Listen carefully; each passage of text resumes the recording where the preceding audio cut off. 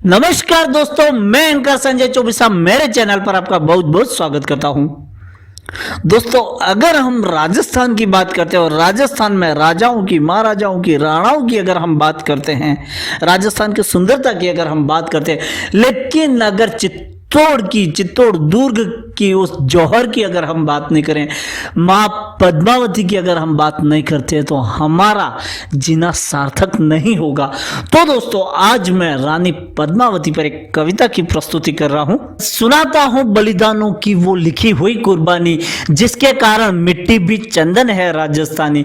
क्या हमने पद्मावती जौहर की कहानी सुनी इतिहासों से? नहीं पढ़ा इतिहास सती का इन नवीन किताबों से, नहीं पढ़ा इतिहास सती का इन नवीन किताबों से। सब एक पद्मावत मूवी बनी।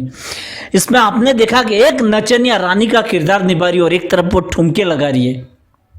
मैडम जी, आप 100 जन्म भी ले लो तब भी रानी के चरणों की धूल तक आप नहीं बन पाओगे।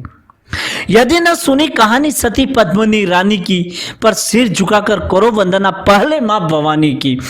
रूपवान था राणा रतन सिंह, पद्मावती रूपवती थी उसकी रानी। रानी की कोमलता पर सुंदरता बलिहारी थी, छुई मुई भी कुमला जाती वह इतनी सुकुमारी थी, छुई मुई भी कुमला जाती वह इतनी सुकुमारी थी। राजमहल में रहती थी वो, फूलों की सेज पर सोती थी, संसार की पलकों पर बसकर प्राणों से प्राण संजोती थी। उस राज्य के हर इंसान के प्राणों से ज्यादा प्यारी रानी थी उनको। उस रानी को प्राणों से इतनी प्यारी थी कि संसार के पलकों पर बसकर प्राणों से प्राण संजोती थी और भी स्वर्णिम किरणों के झूले पर झूला करती थी। राजमहल के नंदनवन में वेला सी फूला करती थी। जैसी रूपवती थी रानी, वैसा ही पति पाया था साहब। उस राज्य के हर घर में, हर इंसान के जबान पर राणा रतन सिंह की सुंदरता और रानी पद्मावती की सुंदरता की चर्चाएं होती थी। उन रानी और राजा की, उन दोनों के प्रेम की कहानियां, उनकी प्रेम की चर्चाएं हर जबान पर होती थी कि जैसी रूपवती थी रानी, वैसा ही पति पाया था। मानो सुंदरता स्वर्ग रूप धरातल पर आया था, मानो सुंदर सा स्वर्ग रूप धरातल पर आया था। सुनी खिलजी राव ने चंद्रमुखी की तरुणाई, उसके मन में लालच आई रानी को पाने की। जब रानी को देखने की इच्छा जाहिर की और उसको आईने में दिखाया गया तो उसको पाने की जिद कर ली कि जितने अत्याचार किए उसका क्या वर्णन करो, दुखी तुम्हारा मन होगा सुनने पर वह करुण कहानी। बोला वह पथिक पुजारी से, पावन गाथा आराम करो, चाहे जो भी हो रानी का मेरे अंतर पे त्याग भरो। पंडित नरेंद्र मिश्र के पूर्वज जब मेवाड़ धरा के राज पुरोहित थे, और पंडित नरेंद्र मिश्र की लिखी हुई कुछ पंक्तियां मुझे याद आती है कि रावल रतन सिंह को छल से कैद किया था खिलजी ने, काल जय मित्रों से मिलकर दगा किया था खिलजी ने। खिलजी का चित्तौड़ दुर्ग में एक संदेशा आया, जिसको सुनकर शक्ति शौर्य साहस पे फिर अधियारा छाया। 10 दिन के भीतर, क्या था संदेशा कि 10 दिन के भीतर पद्मिनी का डोला यदि ना आया, यदि ना रूप की रानी का दिल्ली पहुंचाया, यदि ना रूप की रानी को तुमने दिल्ली पहुंचाया, तो फिर राणा रतन सिंह का शीश कटा पाओगे, और शाही शर्त ना मानी तो फिर पीछे पछताओगे। अगर शाही शर्त ना मानी तो फिर पीछे पछताओगे।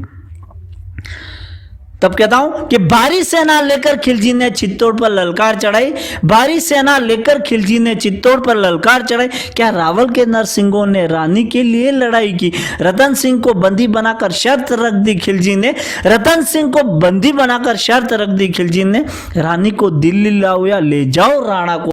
जब खिलजी सेना के साथ मेवाड़ धरा पर रानी को लेने आ रहा था, तो उस समय 16,000 शतरानियों के साथ मिलकर रानी ने जलती आग में कूद पड़ी थी। रानी ने एक फैसला लिया, तो क्या था वो कि रानी ने जौहर की आग में खुद को जलाना बेहतर समझा, कि रानी ने जौहर की आग में खुद को जलाना बेहतर समझा, ताकि वो व्यभिचारी मरने के बाद भी रानी को छू न पाए, ताकि मरकर भी वीरांगनाओं के सिर झुक न पाए।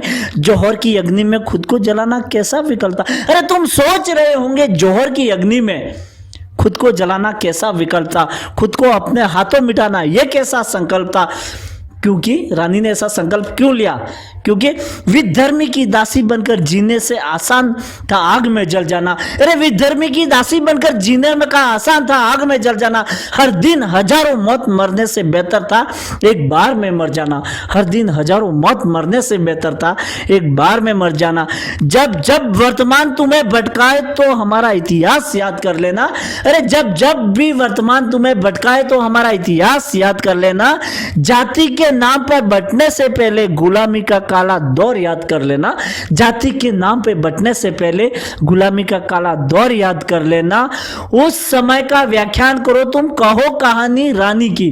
जो इतिहासकारों को मैं बात कहता हूं कि जो इतिहास लिखते, जो कहानियां बनाते, उस बॉलीवुड वालों के लिए कि उस समय का व्याख्यान करो तुम, कहो कहानी रानी की। सच्चा सच्चा इतिहास बताओ तुम, बताओ कथा अभिमानी की। सच्चा सच्चा इतिहास बताओ। साहब तुम कुछ भी उठाकर अपने कहानी में डाल देते हो, कुछ पैसे कमाने के लिए कुछ भी ठुमके लगवा देते हो